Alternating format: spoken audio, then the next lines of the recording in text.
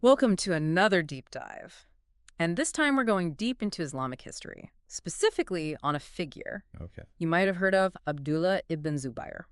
Interesting. Now, you might have heard his name before, but trust me, thanks to these lectures by scholar Yasir Qadhi, you're about to uncover layers you probably never knew existed. Yeah, I think it's fascinating how often we try to simplify history, Mm-hmm. especially religious history. We yearn for a golden age, Yeah.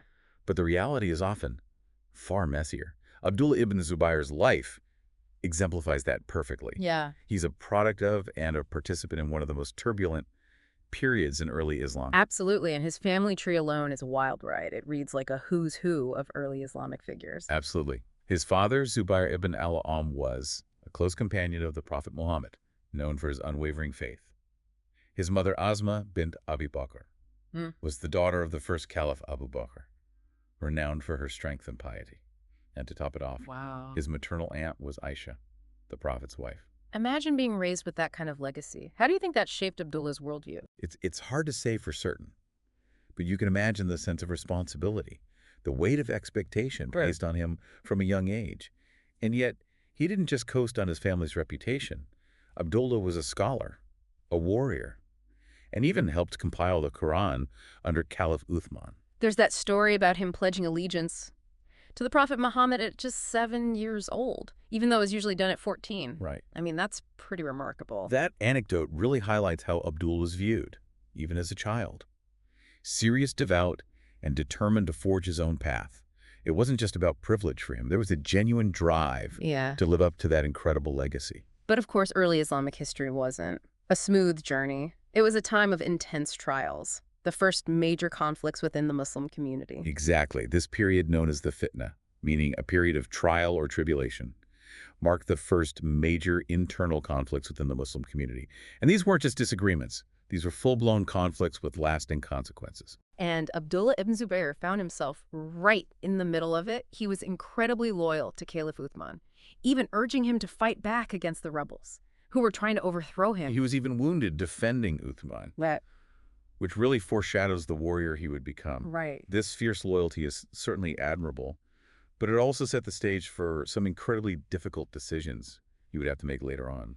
Following Uthman's assassination, Abdullah joins his father and Aisha in the Battle of the Camel, fighting against Caliph Ali.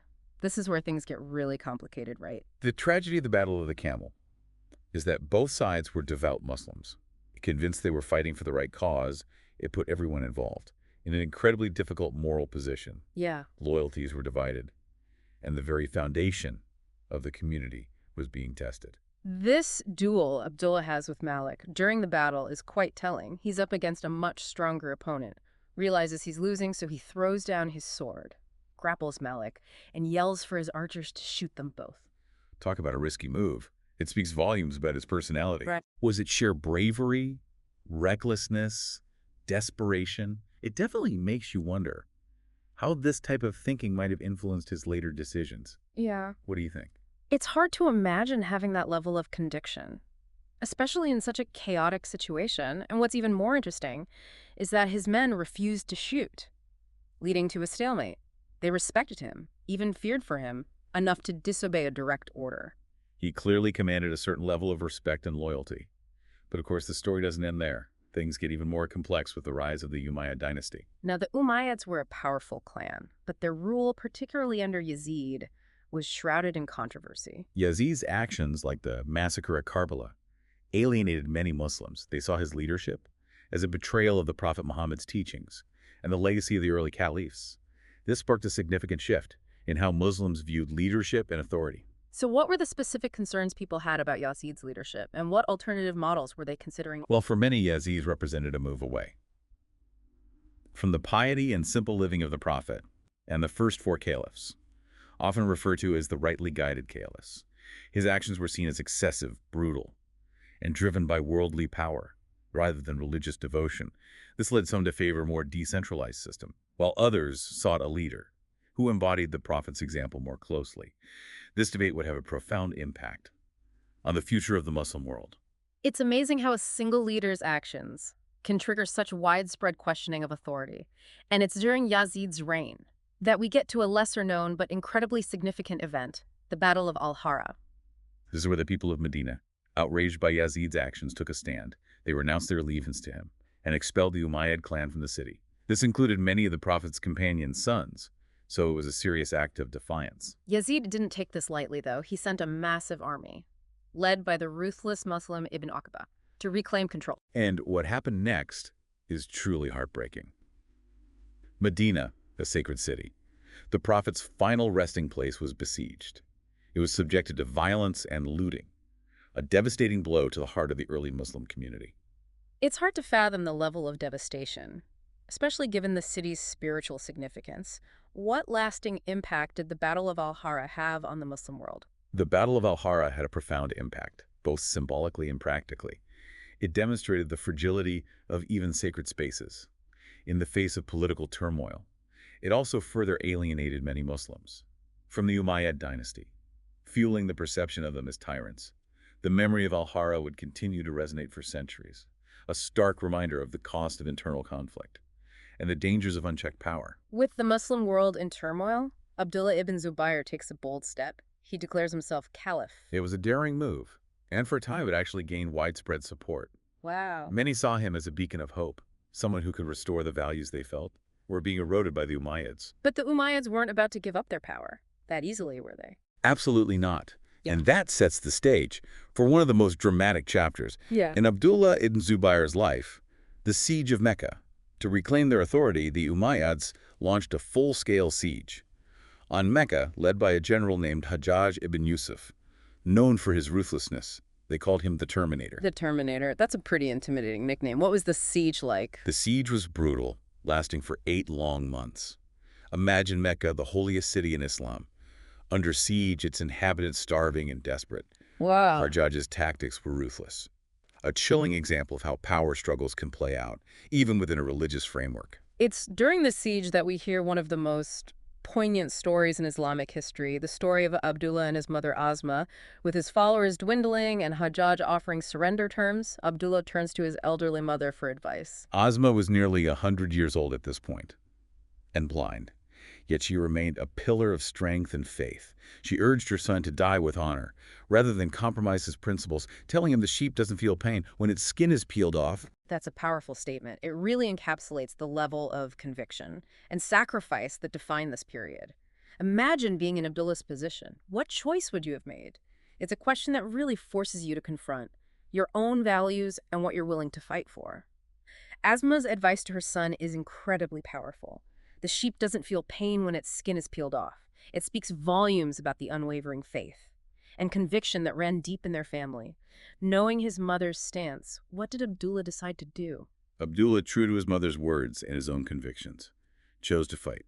He led his remaining followers against Hajjaj's forces with incredible bravery, but as you can imagine, they were severely outnumbered and outmatched.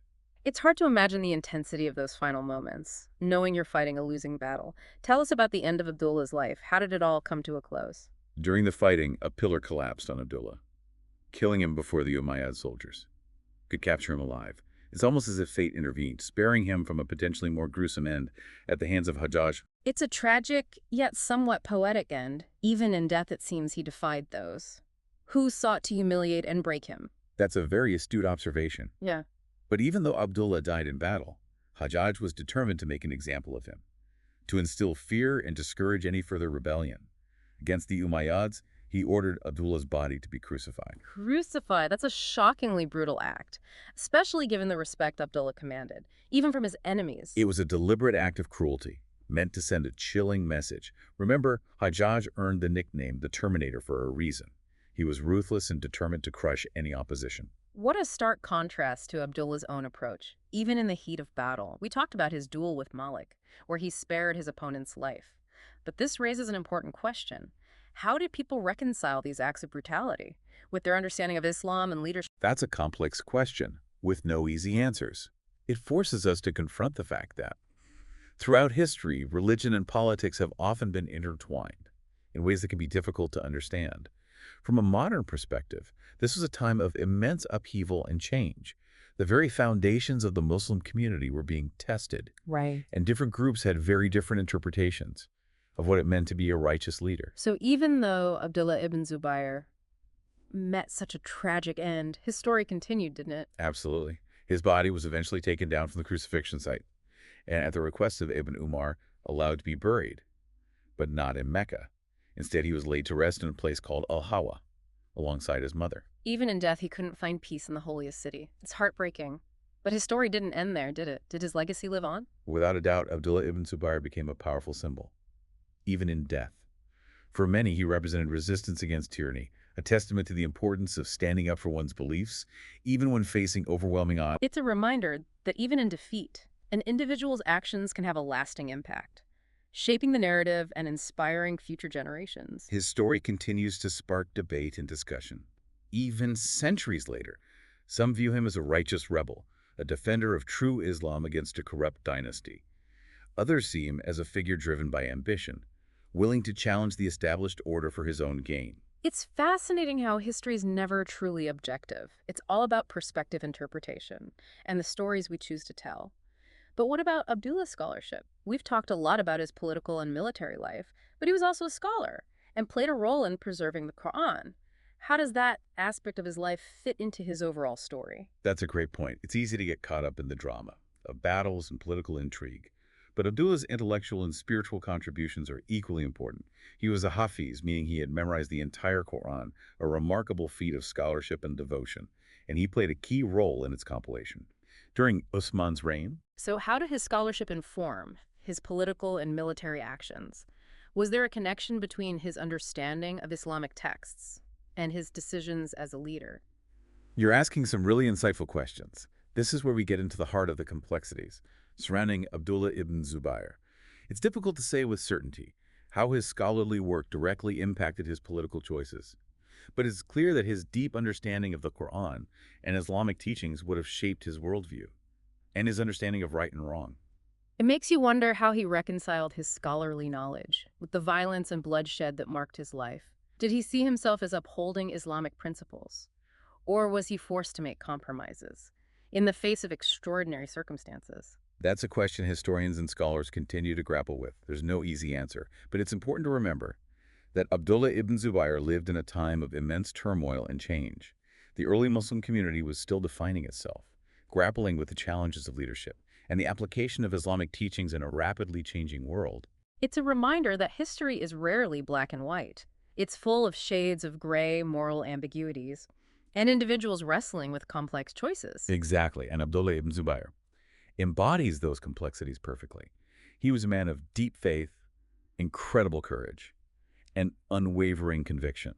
But he also lived in a time where those very qualities were constantly tested and challenged.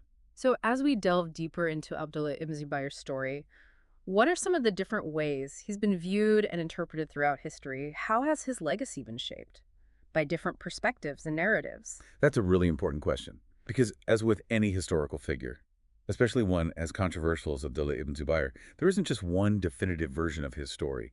Different sources, different perspectives, and even different schools of thought within Islam have shaped how he's been remembered and portrayed throughout history. It's almost like looking at a multifaceted gem, with each facet reflecting a different aspect of his life and legacy. It's fascinating how the same events can be interpreted in such different ways depending on who's telling the story and what they choose to emphasize. That's why it's so important to engage with multiple sources, to consider different perspectives, and to avoid simplistic interpretations of history, especially when dealing with a period as complex and contested as the early Umayyad era. It's a reminder that studying history isn't just about memorizing facts and dates, but about engaging in a process of critical thinking, interpretation, and understanding the nuances of the past. It's fascinating how even centuries later, Abdullah ibn Zubayr's story continues to spark debate and intrigue.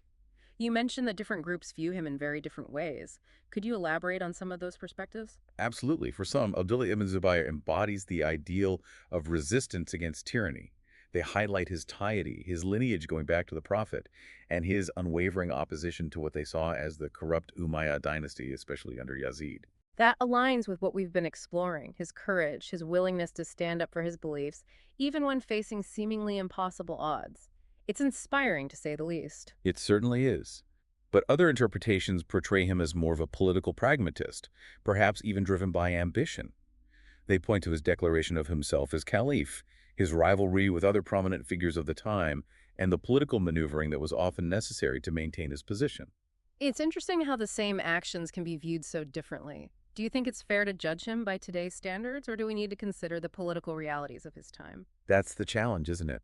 We can't impose our modern values and expectations onto the past. The early Islamic period was a time of immense change and upheaval. The community was grappling with questions of leadership, governance, and the very interpretation of Islamic principles in a rapidly evolving world. So, how do we reconcile these seemingly conflicting narratives? Is there a way to find a balanced understanding of Abdullah ibn Zubayr? I think the key is to embrace the complexity. We can acknowledge his remarkable courage, his piety, his commitment to justice as he understood it. But we also need to recognize the political realities he faced, the compromises he may have made, and the potential for ambition to influence his actions. It's a reminder that historical figures, even those we admire, were human. They had flaws, made mistakes, and were products of their time. Their stories are rarely black and white. Precisely. And that's what makes studying history so fascinating. It's not about finding easy answers or judging the past. It's about exploring the nuances, the complexities, and the multiple perspectives that shape our understanding of who we are and where we come from. So, what does Abdullah ibn Zubayr's story ultimately teach us about leadership? What lessons can we take away from his triumphs and his failures? I think one of the most important takeaways is that leadership, even within a religious framework, is rarely straightforward. It involves navigating competing interests, making difficult choices, and sometimes facing consequences you couldn't have foreseen. It also highlights the importance of individual conscience and moral conviction. Abdullah, in his own way, reminds us that we all have a responsibility to stand up for what we believe is right, even when it's difficult or dangerous. Absolutely. And his story also reminds us that our understanding of history is constantly evolving. New evidence emerges, different perspectives are brought to light, and our interpretations change. It's a reminder to stay curious, to keep asking questions, and to be open to challenging our assumptions. Our exploration of Abdullah ibn Zubayr's life reveals that Islamic history is far more than just dates and names. It's a tapestry woven with human choices, political struggles, and the eternal quest for meaning and purpose.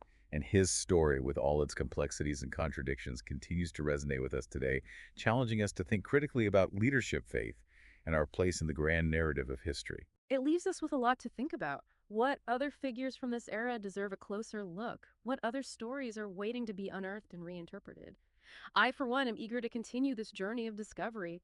Until next time, keep exploring, keep questioning, and keep seeking knowledge wherever you can find it. If